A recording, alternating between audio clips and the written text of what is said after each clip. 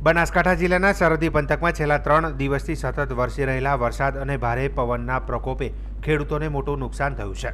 ખાસ કરીને પપૈયાનો પાક જમીનદોસ્ત થતાં ખેડૂતોમાં ચિંતા ફેલાઈ છે।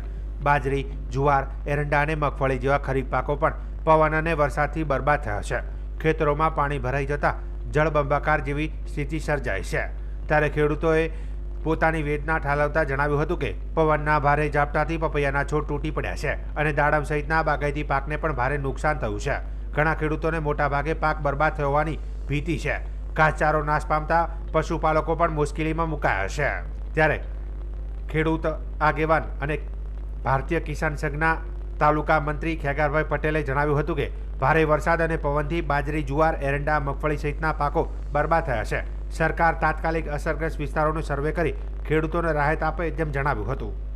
હું વાઘેલા નરસિંહભાઈ રૂપાજી, તાલુકો થરાદ, લવાણા કળશ।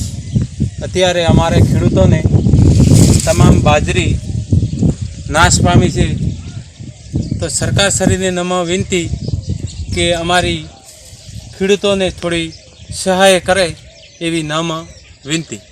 જય જવાન જય કિસાન। અત્યારે 3 દાડાથી સતત વરસાદ અને વાવાઝોડાની રીતેથી પવન ચાલુ હતો, એમાં ખેડૂતોનો દરેક પાક બાજરી છે, જુવાર છે, એરંડા છે, મગફળી છે, બાગાયતી પાક છે, દાડમ, પપૈયા, દરેક પાક બધો નિષ્ફળ જતો રહ્યો છે। એટલે સરકારશ્રીને વિનંતી કે આમાં તાત્કાલિક સર્વે કરાવે અને જો હાલવા યુગ છે એને સરકાર રાહત આલે એટલી અમારી કિસાન સંઘ દ્વારા માંગ છે।